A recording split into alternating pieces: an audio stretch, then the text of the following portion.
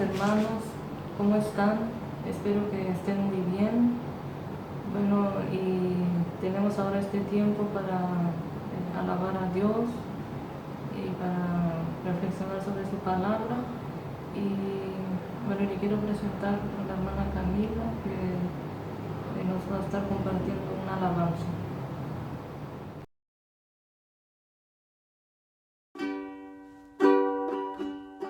Eres mi respirar,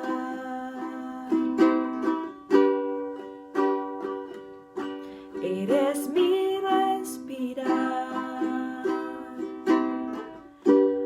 Dios, tu presencia vive en mí.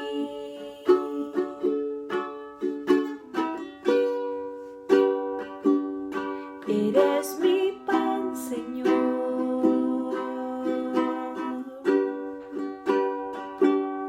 Eres mi pan, Señor. Dios, tus palabras viven en mí. Y yo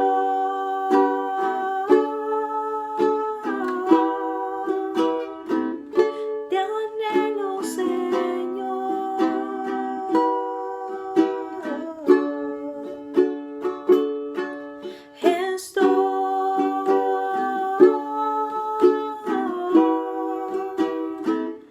Perdida sin ti.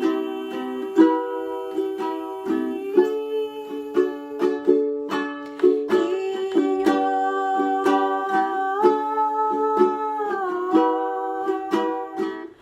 te anhelo, Señor.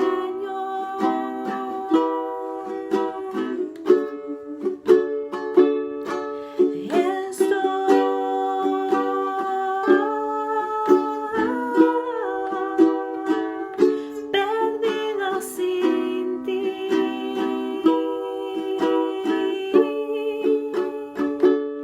Perdida sin ti.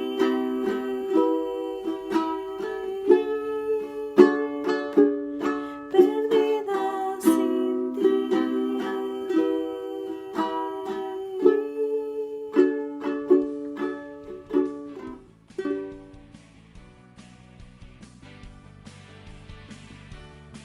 Damos gracias a Dios por la vida de Camila, por tener ese tiempo para alabar a Dios, y vamos a dejar ahora a Brian para que sigamos alabando al Señor.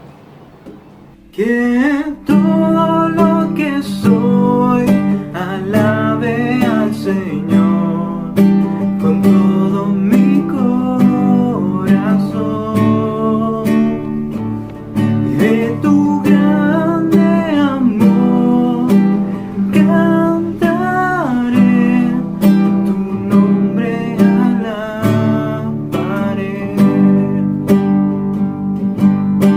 Y sale el sol, es un nuevo amanecer,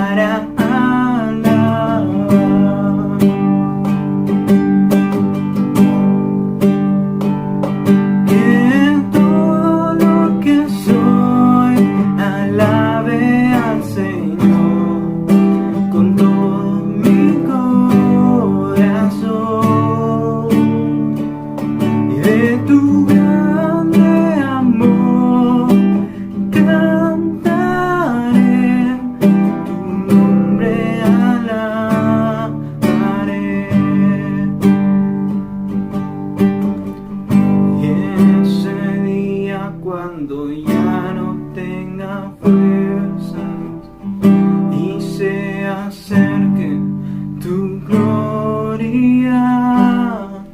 Mi alma cantará de tu amor sin final. 10,000 años y para siempre más. Bless the Lord, oh my soul, worship His holy name. Sing like never before, oh my soul, I'll worship His holy name. We'll worship His holy name. We'll worship His holy name.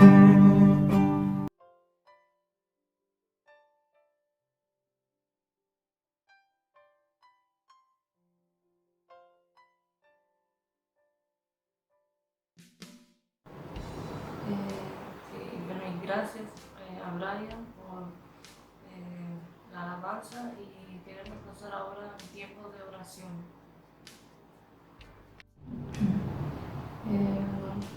Te damos gracias, Dios, es Dios de paz, Dios de misericordia.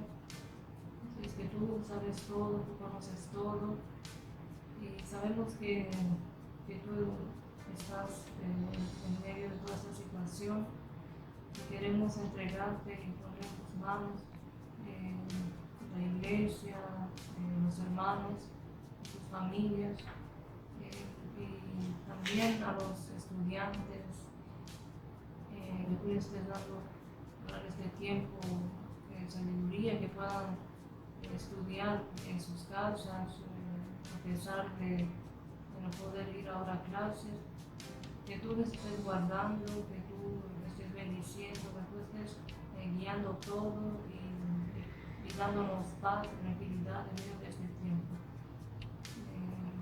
Queremos confiar en ti, queremos descansar en ti. En el nombre de Jesús, amén.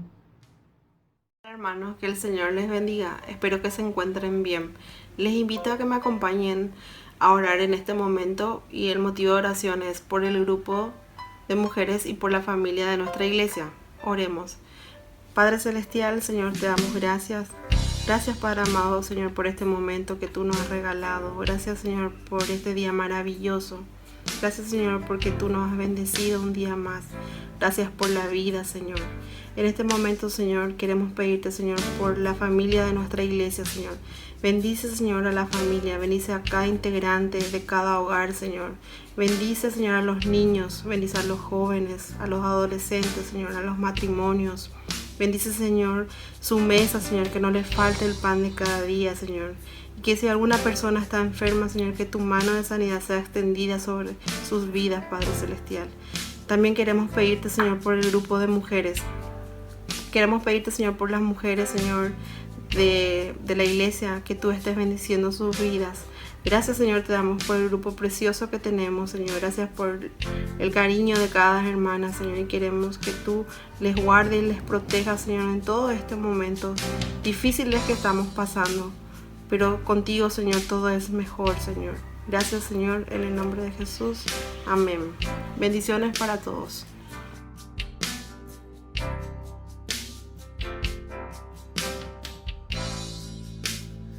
Señor y Dios, en esta hora te quiero pedir por los jóvenes y los niños de nuestra amada iglesia, Señor, para que seas protegiéndoles y cuidándoles, Señor, en estos momentos, para que tu bendición sea sobre nosotros, Señor, para que tú sigas prosperando nuestras vidas, Señor, seas cuidándonos en todos los aspectos, Señor, en nuestro aspecto espiritual, Señor, en la educación, Señor, en todo momento.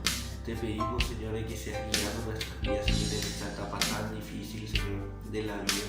Te pedimos que tu Espíritu Santo sea el que guíe nuestras vidas, Señor, que nuestros corazones sean llenos de tu Espíritu Santo y que nuestra mente sea lleno de nuevas ideas, nuevos planes, Señor, que tú pones para nuestras vidas, Señor, para que podamos llevarlo a cabo, Señor, para poder continuar con tu obra maravillosa, Señor.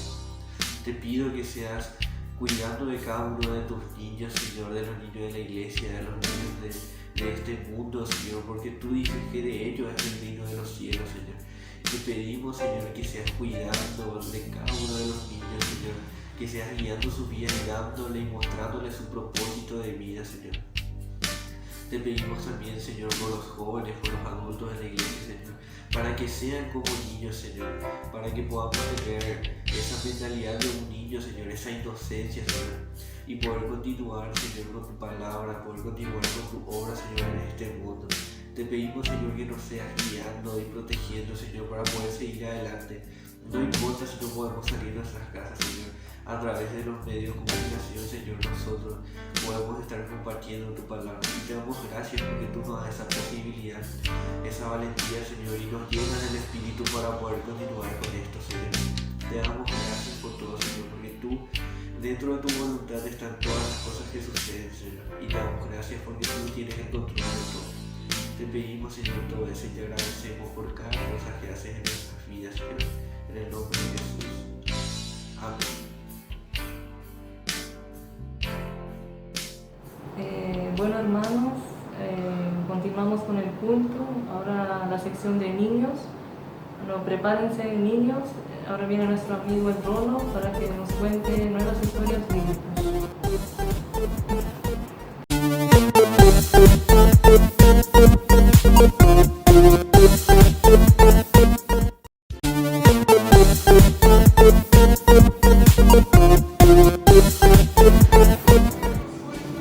Hola muchachos, ¿cómo están? Buenos días. Aquí estamos de nuevo tratando de hacer algo por la vida. Oiga, ¿han visto por ahí al pastor? Yo no lo he visto. Así que si ustedes lo ven me avisan. Oye, hoy día tenemos algo muy especial. Vamos a hablar acerca de un joven que fue, pero muy valiente. Su nombre es Daniel, y que hizo una cosa muy importante para nosotros. Dice que no quiso contaminarse. ¿Contaminarse con qué? Con el pecado. Bueno, les dejo con la historia para que ustedes la vean y después conversamos. Nos vemos, chao.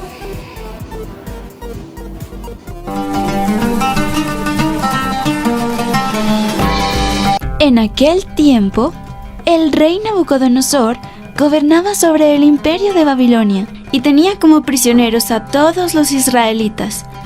Entonces, tomó a algunos soldados y les dio la misión de ir al pueblo judío y traer a los jóvenes más sanos, destacados en sus estudios y apuestos, para que sirvieran al rey en todo lo que él quisiera.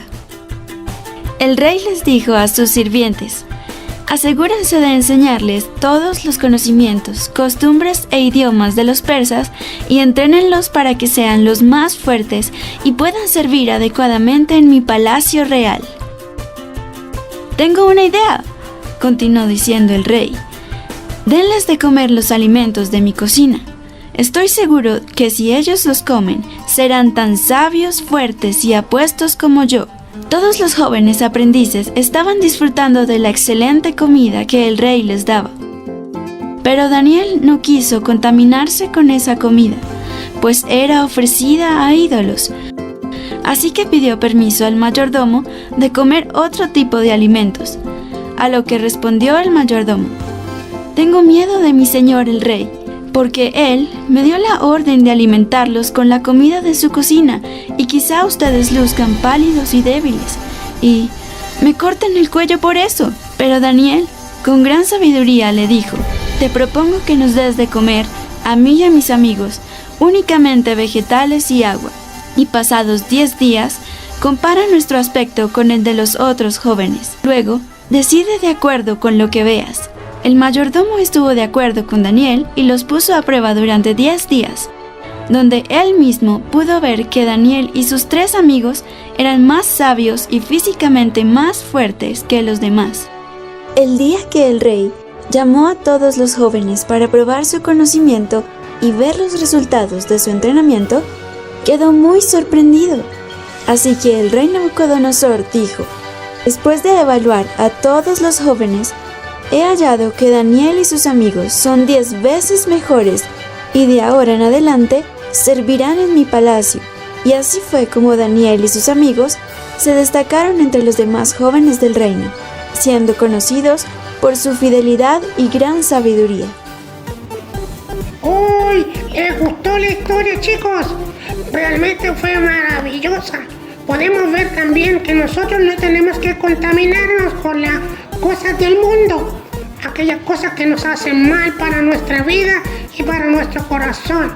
Así que, chicos, todos los días orando al Señor, nada de estar viendo esas cosas que el Señor no quiere que tú veas, no mirando cosas que el Señor no quiere que tú mires, no contaminarnos con la comida que a veces comemos, tantos dulces. Cuidado con los dulces, a mí me gustan mucho, pero tenemos que comerlo con cuidado. Ya, chicos, nos vemos la próxima semana, cuídense y no salgan, guarden la cuarentena, nos vemos, chao. Y bueno, muchachos, niños, ¿qué les ha parecido? Ahora nos preparamos todos para recibir el mensaje del Pastor Jorge.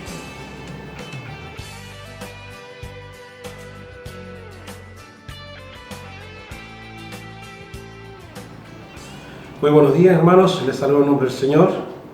Estamos acá nuevamente mediante la plataforma, ¿cierto?, que estamos teniendo durante este tiempo de cuarentena, pero aunque quizás a la distancia, pero conectados en el Espíritu, y esto es muy importante. Así que un gran abrazo, ¿cierto?, para cada uno de ustedes, que el Señor les bendiga. Esta vez queremos continuar con la serie que llevamos, ¿cierto?, que se llama En los pasos del discípulo amado, ¿sí?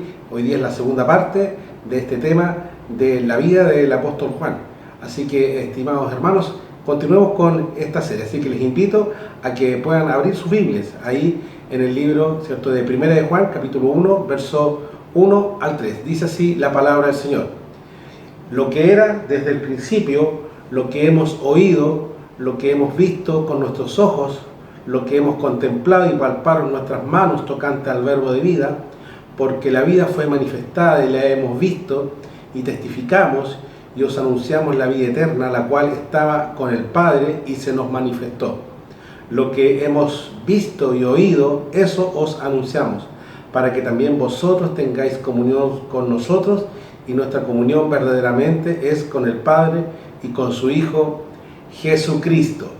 Lo que desde el principio hemos visto, dice el apóstol Juan, lo que nosotros vimos, eso hablamos, lo que nosotros pudimos experimentar, lo que nosotros pudimos caminar con el Señor, lo que pudimos hacer con el Señor, lo que nosotros pudimos vivir con el Señor, eso es lo que hoy día, ¿cierto?, el apóstol Juan quiere hablarnos a nuestra vida a través de sus cartas, de sus escritos, del Evangelio de Juan, ¿cierto?, que sin duda trae para nosotros la manifestación, ¿no?, la manifestación viva de que la palabra es viva y eficaz en cada uno de nosotros. Así que vamos a continuar con esta serie, ¿no?, hablando de lo que la vida del apóstol Juan, lo que ésta nos quiere decir a cada uno de nosotros.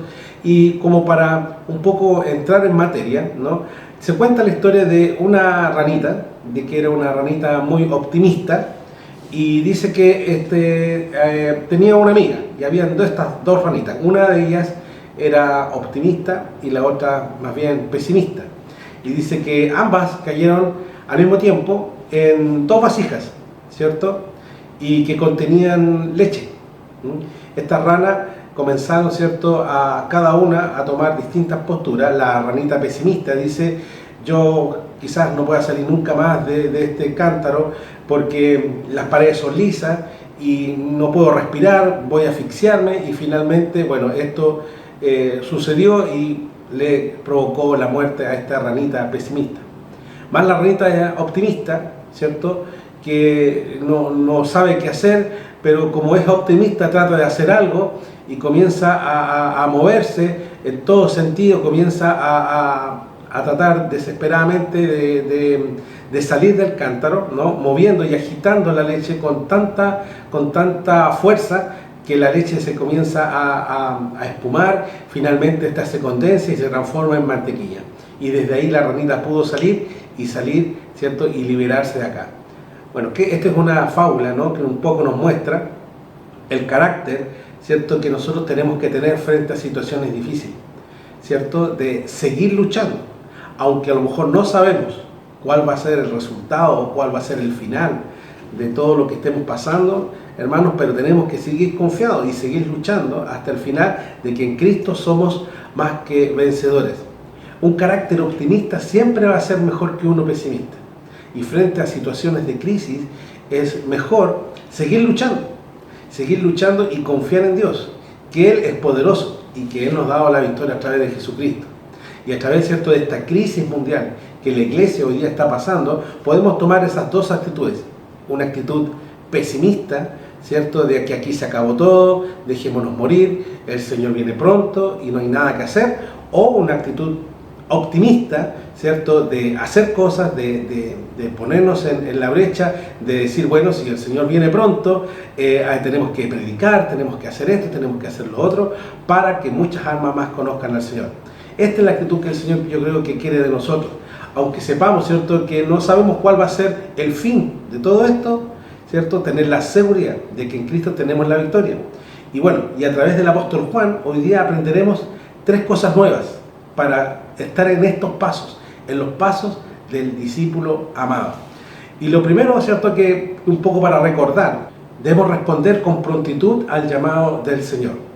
Tenemos que responder con prontitud al llamado del Señor. Lo primero, para estar en los pasos del apóstol Juan o el discípulo amado, ¿cierto?, es andar con prontitud en el llamado del Señor. Lo segundo es trabajar diariamente en nuestro carácter. Y lo tercero es procurar experimentar momentos de intimidad profunda con el Señor. Dios quiere, ¿cierto?, que andemos en los pasos del Señor. Y hoy día vamos a agregar 3 nuevas facetas de estos pasos para andar en el camino del discípulo amado. Y hoy día vamos a ver cuáles son estos pasos que debemos andar para andar en el camino del discípulo amado. Así que lo primero es, cuídate de las ambiciones desproporcionadas.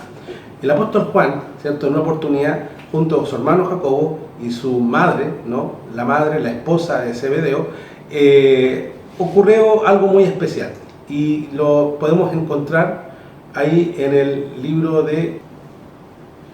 en Mateo capítulo 20, en el verso 20 en adelante, dice así: entonces se le acercó la madre de los hijos de Zebedeo con sus hijos, postrándose ante él y pidiéndole algo. Y él le dijo, ¿qué quieres? Ella le dijo, ordena que en tu reino se sienten estos 2 hijos míos, el uno a tu derecha y el otro a tu izquierda. Entonces Jesús respondiendo dijo, no sabéis lo que pedís, ¿podéis beber del vaso que yo he de beber y ser bautizados con el bautismo que yo soy bautizado? Y ellos dijeron, podemos. Él le dijo, a la verdad de mi vaso beberéis y con el bautismo con que yo soy bautizado seré bautizado, pero sentaros a mi derecha y a mi izquierda no es mío darlo, sino aquellos para quienes está preparado por mi Padre.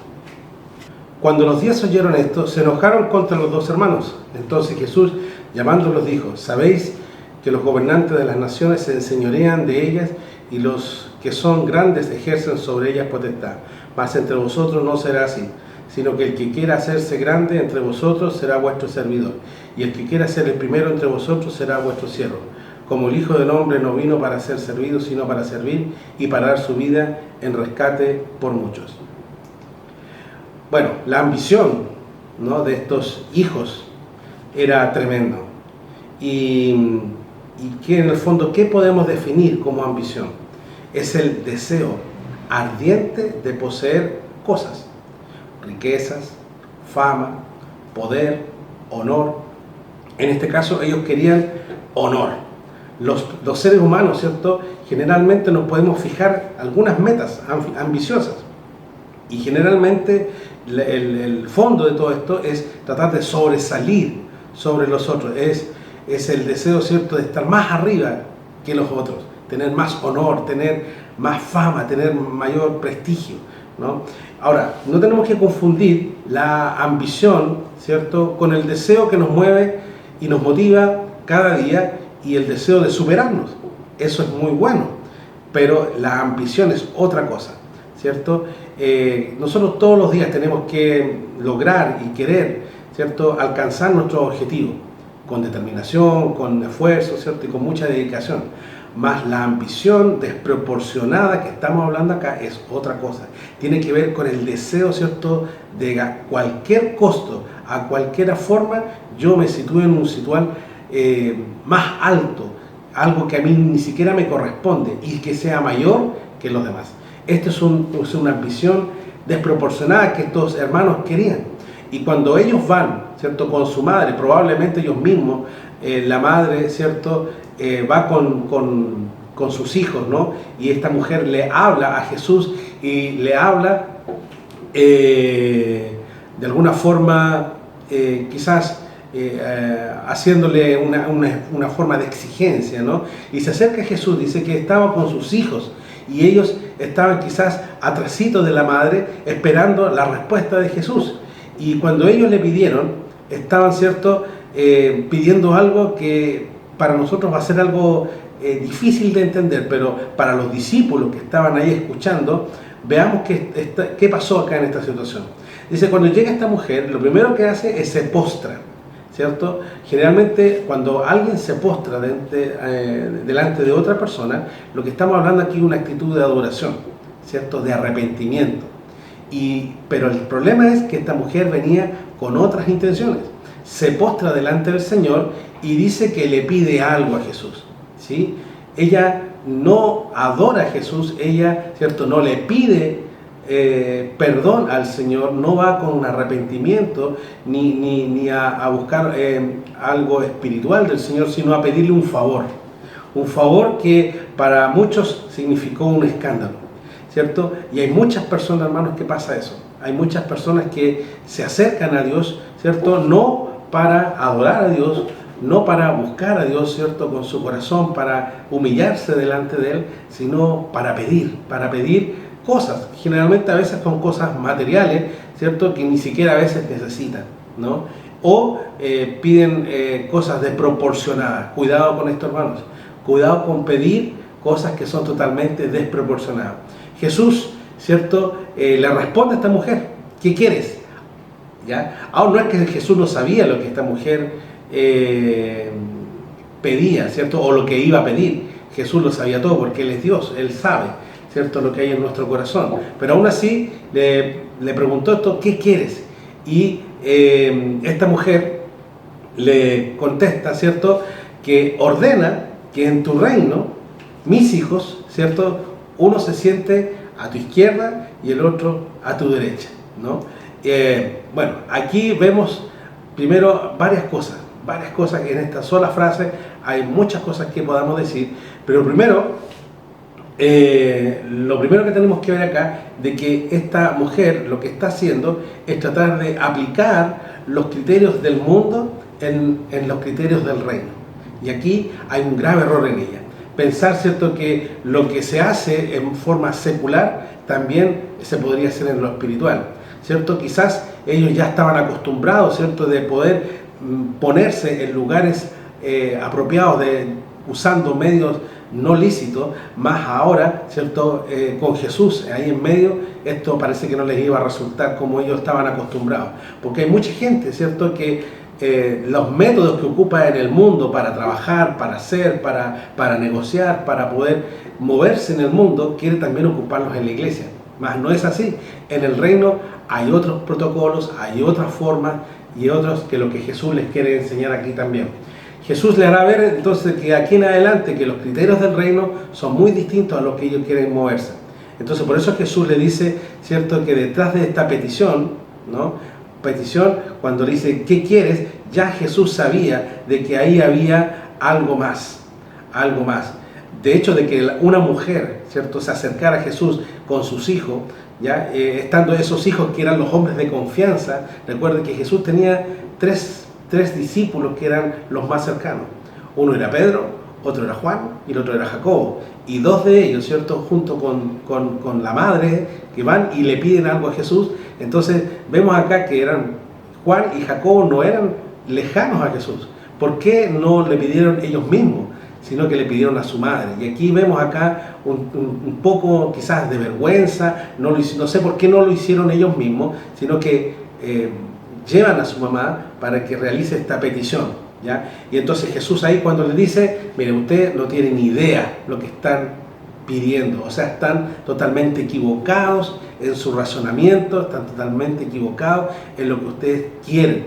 No solo se refiere, ¿cierto?, a que no habían entendido nada con respecto a lo que era en relación al reino, sino y tampoco tenía nada en la forma, ¿cierto?, que ni siquiera conocían al Señor, ¿ya? De que Jesús jamás iba a poder darle eso, ni siquiera iba a querer darle eso que ellos estaban pidiendo.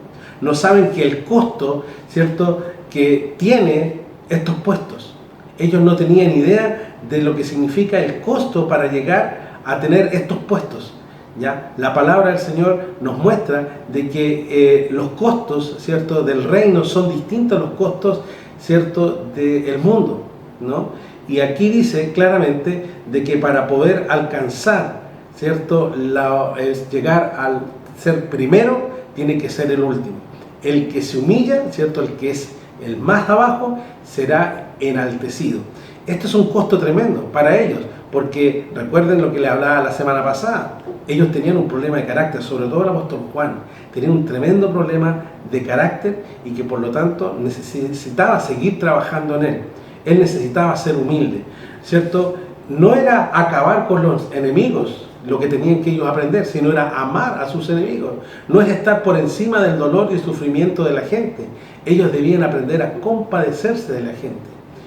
Se habla la historia, ¿no?, de un joven campesino inglés que estaba con el doctor Morrison, un misionero en la China, y este pedía un ayudante. Entonces vino a ofrecer sus servicios a un miembro del comité misionero, quien quedó asombrado al ver a un joven falto de instrucción y cubierto con malos vestidos, y aspiraba a ser el ayudante de traductor más importante del idioma chino que había en ese momento. Por otra parte, había este ofrecimiento, ¿cierto?, con tanta sencillez, con tanta buena fe y resolución, que no se sintió libre para despedirlo y acabar con decirle, sabe usted, amigo, no tiene nada que hacer acá. Entonces le dice con mucho respeto, le dice, hermano, yo ni mis compañeros podemos consentirle enviarle a usted a la China como misionero, pues esto lleva muchos años de instrucción y dotes especiales que usted definitivamente no tiene. Pero si no le repugna ir quizás como sirviente del señor Morrison, nosotros con gusto le podríamos enviar. Entonces este joven dice, Señor, contestó con mucha humildad, lo que deseo es servir al Señor en la China, sea como misionero, sea como sirviente, seré lo que usted disponga que sea, para el servicio de mi adorable Salvador. Dios bendijo esta humildad y ratificó la decisión de tal manera que este joven campesino, pobre e ignorante, llegó a ser más tarde el célebre doctor Miley, uno de los misioneros más distinguidos de la iglesia contemporánea en China. Murió en el año 1882. Hermanos, tenemos que tener cuidado con las ambiciones desproporcionadas. Las ambiciones desproporcionadas, hermanos, nos traen tremendos problemas a nuestra vida. Este joven no tenía más aspiración, ¿cierto?, de ser un misionero, pero como no pudo ser misionero, quizás llegó a ser sirviente del misionero. Mas Dios lo enalteció y llegó a ser, ¿cierto?, lo que él aspiraba. Fíjense que un célebre escritor dice, no sea desproporcionado en tus ambiciones, pretende solo aquello que puedas obtener con toda seguridad. Sitúate sólidamente en el puesto que te corresponde. Una persona en un puesto superior a su capacidad es un espectáculo deplorable. Hermanos, no tengamos ambiciones desproporcionadas en el reino. El que se humilla será enaltecido y el que se enaltece será humillado. Esta es la lección que aprendió el apóstol Juan. En segundo lugar, hermanos, tenemos que escuchar el latido del corazón de Dios. Tenemos que aprender a escuchar el latido del corazón de Dios. Y leamos en la palabra del Señor ahí en Juan, capítulo 13, verso 21 al 26. Y dice así, habiendo dicho Jesús esto, se conmovió en espíritu y declaró y dijo, de cierto os digo, que uno de vosotros me va a entregar.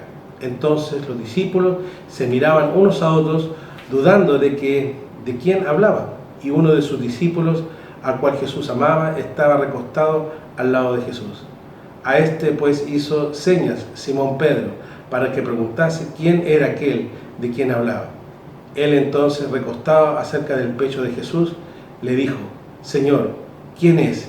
Respondió Jesús: a quien yo diere el pan mojado, aquel es. Y mojando el pan, lo dio a Judas Iscariote, hijo de Simón.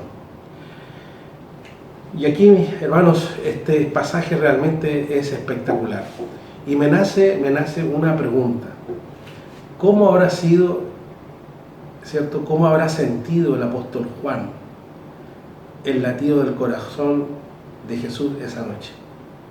Cuando Jesús estaba ahí haciendo la última cena, ¿no?, con sus discípulos, a punto de ser entregado, a punto de ser traicionado, y sabiendo de que su tarea estaba ya por cumplirse. Y el apóstol Juan estaba ahí recostado, ¿cierto?, sobre el pecho de Jesús. Y ¿cómo habrá sentido ese corazón? ¿Cómo habrá sentido el palpitar del Señor Jesús? Yo encuentro que tiene que haber sido un privilegio, ¿cierto?, que quizás algún día podamos hacerlo cuando estemos con el Señor. Mas el apóstol Juan en vida tuvo esa oportunidad de hacerlo. Y Juan dice que inicia este relato diciendo, ¿cierto?, de que la hora había llegado, de que Jesús ya sabía de que su tiempo se estaba por terminar. La cena, ¿cierto?, esta última cena, constituía también todo un momento, ¿cierto?, para comenzar a cerrar un ciclo, pero al mismo tiempo instituye, ¿cierto?, lo que nosotros hoy día celebramos como la Santa Cena, ¿no?, como una ordenanza donde recordamos, ¿cierto?, la muerte del Señor Jesucristo, su sacrificio, y también recordamos que un día Él también volverá. Y dentro, ¿cierto?, de al terminar esta cena, quizás cuando estaban en la sobremesa, sale el tema de la traición de Judas, ¿ya? Y que al ver esto, Jesús también dice la palabra de que Jesús le lava los pies a sus discípulos, dándole una nueva lección de humildad a sus elegidos, y luego nuevamente, ¿cierto?, enfrenta a Judas y que le dice, ¿cierto?, mira, lo que tienes que hacer, hazlo, ¿sí? Y cuando esto estaba sucediendo, ¿no?, en el versículo 21 dice, si usted puede leer ahí en su Biblia, ¿no?, dice que el corazón de Jesús se conmovió, ¿sí? Se conmovió. Jesús estaba conmovido, ¿no? Y cuando el apóstol Juan estaba ahí escuchando, ¿no?, escuchando ahí en recostado en su pecho, ¿no?, ese conmover el corazón de Jesús. Jesús entonces anuncia la traición, anuncia, ¿cierto?, de que uno de sus escogidos, uno de los que había estado con él durante estos 3 años, le iba a traicionar. Y mientras esto ocurría, ¿cierto?, el corazón de Jesús quizás latía más fuerte, y Juan estaba escuchando, ¿cierto?, y sintiendo todo este latir, todo este palpitar. Sabía, ¿cierto?, que se acercaba su hora, sabía, ¿cierto?, que uno le traicionaría, y sabía también lo que en un par de horas más le vendría. Jesús lo sabía. Por lo tanto, la conmoción que Jesús estaba sintiendo era algo tremendo. Jesús se conmueve, hermanos. Él tiene una conmoción distinta a nosotros, porque ve con los ojos de Dios. Y nosotros tenemos que aprender a sentir con el corazón de Jesús y a ver con los ojos de Jesús para poder ver la realidad que estamos enfrentando. Frente a esta última cena, hermanos, estaba, ¿cierto?, el corazón de Jesús dolido por lo que iba a suceder. El evento, ¿cierto?, de la última cena nos hace ver la cruz de Cristo, porque eso es lo que se le venía a Jesús. Con el símbolo del pan y el vino, ¿cierto?, Jesús hace identificar a sus discípulos con lo que se venía en un par de horas más, con su muerte, con su sangre derramada ahí en la cruz del Calvario y su cuerpo quebrantado. la Santa Cena, hermano, nos invita también a dar una mirada futura, una mirada, ¿cierto?, escatológica, ¿cierto?, de que Jesús no solo vino a dar su vida, sino que un día también volvería, ¿cierto?, a reinar, volvería a reinar. Y cuando, ¿cierto?, Él vuelva, nuevamente, ¿cierto?, estaremos en una cena con Él, en las bodas del Cordero. Es una mirada tremenda, hermanos. Y también nos invita, hermanos, esta última cena, ¿no?, esta situación donde está el apóstol Juan ahí recostado sobre el corazón de Jesús, ¿no?, sobre el pecho de Jesús, sintiendo su latido, de un poco también examinarnos a nosotros mismos, como dice 1 Corintios, frente a la cena del Señor. Una mirada no solo hacia el pasado, hacia la cruz, no solo hacia el futuro de la segunda venida de Jesús, también tenemos que tener una mirada hacia nosotros mismos, de cómo enfrentamos la cruz de Cristo. Y en tercer lugar, tenemos que tener una mirada, ¿cierto?, a nuestro alrededor, ¿cierto?, y ver de que el que está a mi lado, ¿cierto?, es mi hermano. Como nos dice en el versículo 29 ahí de 1 Corintios 11, que podemos, ¿cierto?, tenemos que aprender a discernir el cuerpo de Cristo, ¿sí? Discernir. La Santa Cena, hermano, es una demostración de la unidad del cuerpo de Cristo. Por lo tanto, hermanos, este último momento, ¿cierto?, esta última cena es un hecho tremendo, conmemorativo, que nosotros tenemos que seguir haciendo.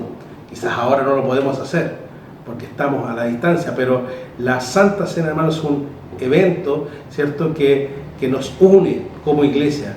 Es un evento, ¿cierto?, único, y que la iglesia debe procurar realizarlo seguido y no abstenernos de él. En el fondo, hermanos, en resumen, tenemos que ver que fue un momento tan difícil, que debemos centrar, ¿cierto?, por lo tanto, como Jesús lo hizo ver en su momento. Centrar nuestra mirada en la cruz, en el cuerpo y la sangre. Estar atentos, hermanos, porque Él también viene pronto. Y luego examinarnos a nosotros mismos para servir en un cuerpo, hermanos. La Santa Cena nos llama a eso. Hay una actividad muy interesante, ¿no?, que yo sé que se realiza en Chile, pero también averiguando un poco, también la realizan en Argentina, y que se llama los tijerales. ¿Qué son los tijerales, hermanos? ¿Cierto? Son una forma, ¿no?, de origen, quizás algunos dicen que es un origen europeo, y es una festividad que realizan en la construcción de distinto índole, ¿no?, y que cuando se termina la obra gruesa de una construcción, ¿no?, colocan, por lo menos en Chile así es, se colocan una bandera en la parte de arriba. Y bueno, esta festividad es muy popular en la cultura de los obreros de la construcción, ¿ya?, y que inclusive las empresas lo han tomado como un símbolo, ¿cierto?, el término de una etapa, el término con un festejo, con una fiesta, con una celebración, ¿no? En Chile y Argentina algunos obreros hacen un asado y celebran, ¿no?, el término de esta etapa. Bueno, y lo hacen con una comida. Fíjense de alguna forma, hermanos, que la cena del Señor es una especie de tijerales. Era el fin de una etapa, el fin de 3 años de estar con sus discípulos, 3 años donde el apóstol Juan, el apóstol Pedro y todos los demás discípulos habían estado con Jesús. Y la cena del Señor marca el fin de una etapa muy importante. Y por lo tanto había que sentarse a la mesa y comer juntos. Era la Pascua. Jesús quería una Pascua distinta. Por eso hace los preparativos para estar con los discípulos. Y por lo tanto, hermanos, el corazón de Jesús estaba puesto en esta situación, porque sabía de que iba a marcar definitivamente el término de un momento en la vida de Él y comenzar uno nuevo. La culminación, hermanos, de su obra redentora con esta celebración. El latido, ¿cierto?, de lo que Juan pudo escuchar en ese latido de ese momento, hermanos, era algo tremendo. Estaba escuchando el fin de una etapa, el fin, ¿cierto?, de lo que nosotros podemos determinar como un momento histórico en la vida de los discípulos. Sus latidos fueron cada vez más fuertes. porque Jesús vino a salvar. Sus latidos latían más fuerte porque Jesús pensó en los que lo iban a matar. Jesús estaba pensando, ¿cierto?, en aquellas personas que lo iban a traicionar. Sus latidos eran cada vez más fuertes. Su latido también estaba pensando también en la iglesia. Estaba pensando que esa gentilla, mis hermanos, los latidos del Señor fueron muy fuertes en ese momento. El tema es, hermanos, es cuán conectados estamos con esos latidos. Cuán conectados estamos con los latidos del Señor. Estamos conectados al punto, ¿cierto?, de sentir lo que Jesús sentía, tener la compasión que Jesús tenía. En tercer lugar, hermanos, en tiempos de crisis, nunca descuides la oración. La oración, hermanos, qué importante instrumento. Y miramos lo que dice la palabra del Señor en Mateo 26, versículos 36 al 46. Entonces llegó Jesús con ellos a un lugar que se llama Getsemaní y dijo a sus discípulos: sentaos aquí, entre tanto que voy y oro. Tomando a Pedro y a los dos hijos de Zebedeo, comenzó a entristecerse y a angustiarse en gran manera. Entonces Jesús le dijo: mi alma está muy triste hasta la muerte, quedaos aquí, velad conmigo. Yendo un poco adelante, se postró sobre su rostro y orando, diciendo: Padre mío, si es posible, pase de mí esta copa, pero no sea como yo quiero, sino como tú. Vino luego a sus discípulos y los halló durmiendo, y dijo a Pedro: ¿así que no podéis velar conmigo una hora? Velad y orad, para que no entréis en tentación. El espíritu, la verdad, está dispuesto, pero la carne es débil. Otra vez fue y oró por segunda vez, diciendo: Padre mío, si tú pudieras pasar de mí esta copa sin que yo la beba, hágase tu voluntad. Vino otra vez y los halló durmiendo, porque los ojos de ellos estaban cargados de sueño. Y dejándolo se fue de nuevo, y oró por tercera vez, diciendo las mismas palabras. Entonces vino a su discípulo y le dijo: dormid ya y descansad. He aquí ha llegado la hora, y el Hijo del Hombre es entregado en manos de pecadores. Levantaos, vamos, ved, se acerca el que me entrega. Wow, hermano, qué tremendo pasaje. El huerto de Getsemaní, ¿no? Jesús vino y los halló durmiendo. Jesús vino y los halló durmiendo. Si Jesús viniera hoy por nosotros, ¿cómo nos hallaría? ¿Nos hallaría durmiendo? Después de un tiempo de oración, ¿cierto? Ahí en el huerto de Getsemaní, Jesús vuelve donde estaban sus discípulos y les había encarecido, ¿cierto?, que estuvieran velando, estuvieran despiertos, atentos. Y cuando vuelve, ¿cierto?, se encuentra con la situación de que estos discípulos, aquellos, ¿cierto?, que hace un tiempo atrás, unas horas atrás, Pedro le había dicho de que si era necesario iba a entregar su vida por él, y que todos decían que jamás, ¿cierto?, lo dejarían solo, y no habían podido ni siquiera una hora quedar con él y ya estaban durmiendo. Jesús prácticamente ya se encontraba solo. Los íntimos del Señor ya no podían ni siquiera acompañarle, ¿cierto?, un momento en oración. ¿Qué podía esperar entonces Jesús? Solamente de que fuera arrestado. Sus discípulos ya estaban, dice, exhaustos. El mismo Pedro, que tan vehemente, ¿cierto?, había dicho: yo nunca te dejaré y nunca te negaré. Y dice que, ¿cierto?, después le niega 3 veces. Pedro, ¿no? Juan, el mismo que había estado recién sentado con él, acostado acá, ¿cierto?, también estaba durmiendo. Era la tentación, ¿cierto?, lo que el Señor les decía, que estuvieran despiertos, porque la tentación estaba ahí a un paso, ¿cierto? Oréis para que no caigáis en tentación, porque viene la prueba, porque Jesús sabía, ¿cierto?, que faltaban minutos, prácticamente muy poco tiempo, para que Él fuera arrestado, y de lo que iba a suceder, porque en tiempos de crisis Jesús sabe que nuestra mejor herramienta es la oración. La oración. Los discípulos no entendían la gravedad de lo que se les venía. Tampoco estaban, ¿cierto?, ni siquiera preparados para enfrentarla. ¿Y qué de nosotros, hermanos? ¿Qué de nosotros en tiempos de crisis? Estamos pasando en tiempos de crisis. ¿Estamos preparados para enfrentar esta crisis, hermanos? ¿Estamos preparados, ¿cierto?, para enfermarnos? ¿Estamos preparados para enfrentar, ¿cierto?, quizás la muerte? Que el Señor nos ayude, hermanos, que el Señor nos ayude a poder saber, ¿cierto?, de que sí estamos preparados. Y por eso el Señor dice, velad y orad, para que no caigáis en tentación, ¿cierto? La debilidad de la que el Señor se está hablando acá, hermanos, ya en la cena del Señor ya era evidente. Uno de ellos le traicionaba. Todos se preguntaban, ¿seré yo, Señor? ¿Cierto? Por eso el Señor le dice, velad y orad. Se refería, ¿cierto?, a que tengan cuidado, porque, ¿cierto?, en algún momento, ¿cierto?, la crisis llega. Y cuando la crisis llega, tenemos que estar preparados. Y todo cristiano tiene que prepararse en oración.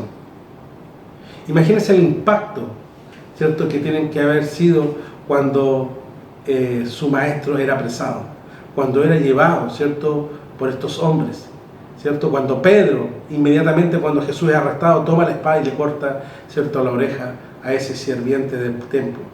Hermanos, muchas veces nosotros recurrimos rápidamente a las armas de la carne para poder hacer la obra del Señor en tiempos de crisis. Cuidado, hermanos, las armas de la carne no nos llevan a ningún lado. La única arma, ¿cierto?, que nosotros tenemos es la oración. No nos engañemos, ninguno de nosotros está preparado, hermanos, para los ataques de Satanás. Ninguno de nosotros, no estamos preparados. Y tenemos que estarlo, tenemos que estar preparados, ¿cierto? Por esta razón, ¿cierto?, de que tenemos que estar en constante vigilancia. Por eso de que el apóstol Pedro, ya aprendió la lección y escribe ahí en su carta, ¿no? En 1 de Pedro 4:7 dice, mas el fin de todas las cosas se acerca, sed pues sobrios y velad en oración. Velad en oración, ¿sí? El apóstol Pedro aprendió esto, y entendió claramente cuál era la lección, y por eso que le exhortaba a estar dispuesto, pues la carne es débil. El Señor mismo le había dicho, la carne es débil. Y por lo tanto, el espíritu a veces está dispuesto. Nosotros queremos nuestro espíritu, pero la carne, hermanos, definitivamente es débil. El Señor, ¿cierto?, por eso que les señala que tienen que estar en constante oración. El apóstol Pablo, ahí en Gálatas 5, 16, 17, dice así, andad en el espíritu y no satisfagáis los deseos de la carne, porque el deseo de la carne es contra el espíritu y el espíritu es contra la carne. Y estos se oponen entre sí, hermanos. ¿Cierto? El deseo de la carne es contra. La carne, hermanos, es nuestra vieja naturaleza que lucha permanentemente. El viejo hombre está muerto, ¿cierto? Está muerto, más permanentemente trata de resucitar en nosotros, trata de vencer, y lo hace a través de la carne. Es algo, ¿cierto?, que el Señor nos muestra ahí en su palabra, que la carne es contraria al espíritu, y es una lucha, es la lucha constante, que no nos vamos a librar de ella, hermanos, hasta que estemos en la presencia del Señor. Por lo tanto, tenemos que estar preparados en oración. En tiempos de crisis no tenemos que descuidar la oración. Se cuenta, hermanos, la historia de un boxeador. Quizás esta historia no sea cierta, pero lo que enseña me gusta mucho. Dice que se cuenta la historia, ¿cierto?, de que había un boxeador que se convirtió al Evangelio, y dejando atrás, ¿cierto?, todo esto del ring, ¿no?, se hizo un predicador itinerante.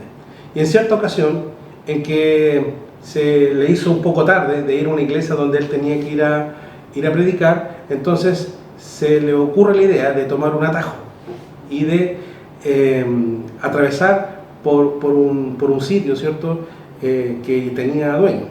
Y bueno, cuando el dueño entonces le dice, ¿cierto?, qué hacía ahí en su sitio, y bueno, y lo insulta, y bueno, y lo reta a pelear. Entonces este boxeador, ¿no?, exboxeador, le dice, bien, dijo, pero si vamos a pelear, me va a tener que permitir, porque yo no hago nada sin antes orar.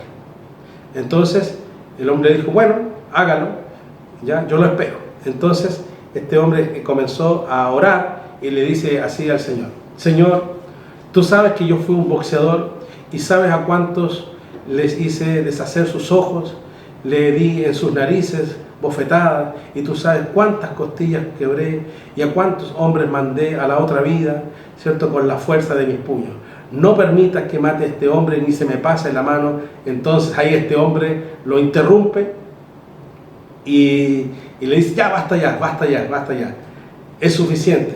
No es necesario que el periodo ya pase por mi terreno, ¿cierto? Pero para otra vez, ¿cierto? No lo vuelva a hacer. Entonces, ¿qué podemos, hermanos, decir de esta historia?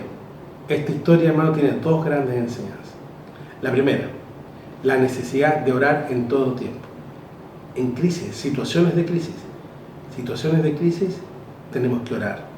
Y estamos pasando, ¿cierto? Como iglesia, como nación, como humanidad, estamos en tiempos de crisis. Por lo tanto, nuestra oración no tiene que decaer. El enemigo, ¿cierto?, está a la puerta y no, ¿cierto?, escatimará esfuerzos para atacarnos, ¿cierto?, atacarnos. El enemigo siempre nos va a salir al camino y va a desafiarnos. Y sin duda, nuestras fuerzas, nuestra lucha en la carne, hermano, no resulta. Solo la oración y estar atentos, velando en oración, hermanos, es lo que nos llevará a la victoria. Y la segunda gran enseñanza, hermano, es que aunque el enemigo, hermanos, te rete, aunque el enemigo, ¿cierto?, esté ahí desafiándote, ¿sí?, como dice la palabra, como león rugiente, debes tener la certeza de que Jesús ya lo derrotó. El enemigo está derrotado, ¿cierto?, pero él insiste. Pero la palabra del Señor nos da la clara. Dice, someteos a Dios, resistid al diablo y él huirá de vosotros. Hermano, nuestra lucha no es contra carne ni sangre. Por lo tanto, tenemos que estar preparados en oración para que podáis resistir. Y cuando entréis en tentación, cuando venga el enemigo y nos ponga la prueba, cuando pasemos, ¿cierto?, por tiempos de dificultad, ahí la oración nos fortalecerá. En tiempos de crisis, hermanos, tenemos que orar y velar, sin cesar, como dice el apóstol Pablo.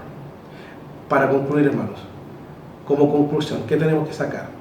De que tenemos que tener cuidado con esas ambiciones desproporcionadas, ¿cierto? Tenemos que tener cuidado. El apóstol Juan lo aprendió muy bien. No tiene que pedir lo que no necesita, porque hay cosas, ¿cierto?, que no necesitamos, pero a veces las pedimos. Cuidado con esas ambiciones desproporcionadas. Lo segundo, hermano, tenemos que estar escuchando el latido del corazón de Dios. Dios, ¿cierto? El corazón de Dios está la gente, está el pueblo, está la iglesia. Y lo que nosotros también tenemos que hacer, ¿cierto?, lo que está en el corazón de Dios también tiene que estar en nuestro corazón. Y en tercer lugar, hermanos, en tiempos de crisis no tenemos que descuidar la oración. El apóstol Juan lo aprendió muy bien, ¿sí? Lo aprendió muy bien en tiempos de oración, ¿no? En tiempos cuando Jesús estaba orando, él también debió estar orando, más no lo hizo. Nosotros también, ¿cierto? No descuidemos la oración, velemos y oremos, ¿cierto?, en este tiempo de crisis, pero tenemos que hacerlo de forma optimista, hermano, optimista. No pensando, ¿cierto?, que esto es la tragedia, sino que en Cristo, hermano, somos más que vencedores y vamos a salir de esto y vamos a salir. Y si el Señor no viene antes, ¿cierto?, seguiremos luchando, ¿cierto?, como la ranita optimista, hasta que el Señor venga. Dios les bendiga, hermanos, Dios les bendiga, sigamos, ¿cierto?, en los pasos del discípulo amado y que esta semana sea de mucha bendición para su vida. Oremos al Señor. Señor Jesús, gracias, Señor, te damos. Gracias, Señor, te damos por las lecciones que hoy día nos diste. Gracias, Señor, por todo, Señor, el amor, Señor, que tú tenías hacia ese discípulo, Señor, el apóstol Juan. Gracias por las lecciones que aprendemos a través de él. Y yo te pido en el nombre de Jesús, Señor, que las podamos poner en práctica. Señor, que podamos estar con nuestras ambiciones totalmente en sano juicio, Señor. Que también, Señor, todo lo que podamos hacer, Señor, en oración, Señor, todo lo que podamos hacer, Señor, para poder estar contigo, Señor, diariamente, podamos, Señor, estar, Señor, con nuestro corazón pensando en ti, que en nuestro corazón haya lo que tú tenías en el tuyo, Señor, lo que hay en tu corazón. Y sin duda, lo que hay en tu corazón es la salvación de mucha gente, Señor. Tú no quieres que nadie se pierda y todos procedan al arrepentimiento. Señor, que esto también esté en nuestro corazón. Y te lo pedimos en el nombre de Jesús, que nos ayudes, Señor, a poder andar en los pasos de Cristo. En el nombre de Jesús, amén y amén. Hermanos, Dios les bendiga a cada uno. Era junto al mar que le conocí, fijó sus ojos en mí. avisos. El lunes, los varones a las 19:30 por Zoom. Los miércoles, el estudio bíblico a las 19:30 por Zoom. El jueves, las mujeres a las 18 horas por Zoom. Los viernes, cada 15 días, los matrimonios a las 19:30 por Zoom. Y el sábado, jóvenes a las 18 horas por Zoom. El domingo a las 9 horas por el link de WhatsApp en culto online.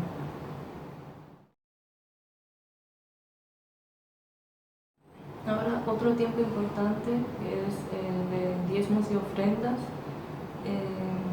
y eso lo pueden hacer llegar a la hermana Benjamina, su número telefónico que aparece aquí. Ahora vamos a escuchar una alabanza para el Señor para ir terminando este culto.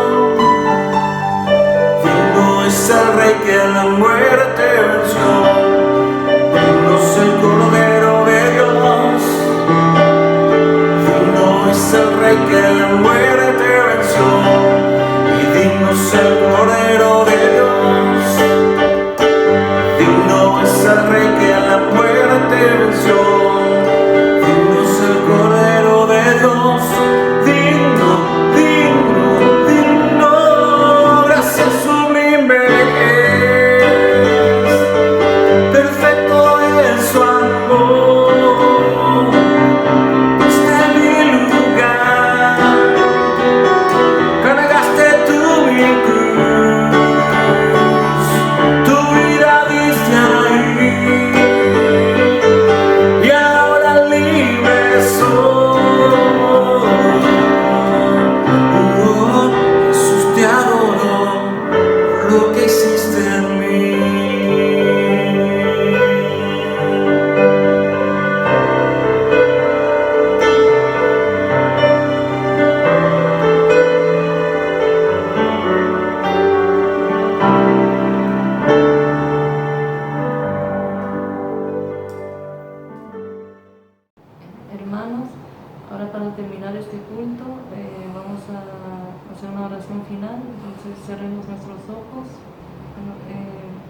Dios Todopoderoso, Dios que estás en los cielos, Dios que estás en todo lugar, en todo momento.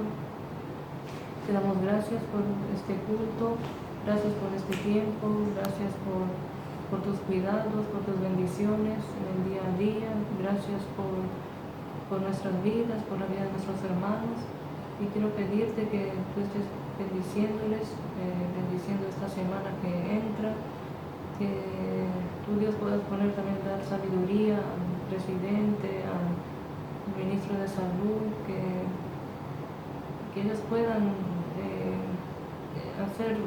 tomar decisión que sea buena para el pueblo, para todos, los que estamos sin trabajo, los que podamos nosotros trabajar, podamos, no sé, algo, si no es todos los días, pero que tú, Dios, puedas, no sé, de alguna forma hacer algo diferente. Y todos los hermanos que están sin trabajo, que tú les puedas dar un nuevo trabajo. En el nombre de Jesús. Amén. Bueno, hasta luego, hermanos. Dios les bendiga y que tengan una buena semana.